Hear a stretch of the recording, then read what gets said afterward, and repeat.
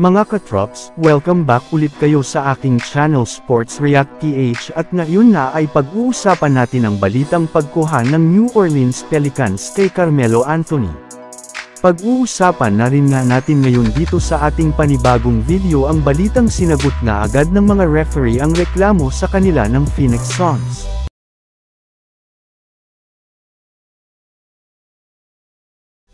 Maliban nga mga katrops, sa pag-advance ng New Orleans Pelicans sa semifinals ng in-season tournament sa pagkakapanalo nila kontra sa Sacramento Kings ay gumaganda na rin naman nga ang kalagayan ngayon ng kanilang team sa standings ng Western Conference.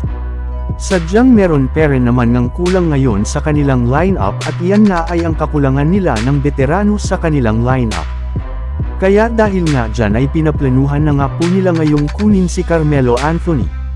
Sa katunayan, ayon nga mismo sa ibinulgar ni Carmelo sa isang podcast, sinubukan nga daw talaga ng front office ng New Orleans Pelicans na bigyan siya ng kontrata pagkatapos niyang magretiro sa NBA last year. Well, bagamat man nga matagal-tagal nang hindi nakapaglaro si Melo sa NBA ay malaki pa rin naman nga kahit papano ang kanyang maitutulong sa Pelicans pagdating sa pagtatala ng puntos since nakapag-adjust na rin naman nga ito sa pagiging isang role player of the bench. Maliban rin nga dyan ay pwede rin naman nga siyang gamitin ng Pelicans bilang mentor ng kanilang mga batang players lalong-lalo na ng kanilang superstar na si Zion Williamson. Samantala pumunta naman tayo sa ating sunod na pag-uusapan ngayon sa balitang sinagot nga agad ng mga referee ang reklamo sa kanila ng Phoenix Suns. Katulad nga mga katrops, nang naibalita ko sa inyo, mismong si Devin Booker na nga ang nagreklamo sa pagpayag ng mga referee kay LeBron James na gumawa ng timeout kahit hindi man hawak ng Lakers ang possession.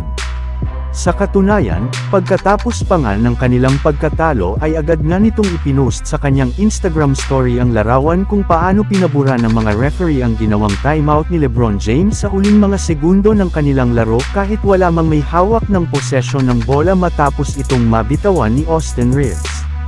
Yes, kitang-kita nga daw dito na mali ang ginawang tawag at pinaburan nga daw talaga ng mga referee ang Los Angeles Lakers sa kanilang laro na siyang rason ng pagkatalo ng Phoenix Suns.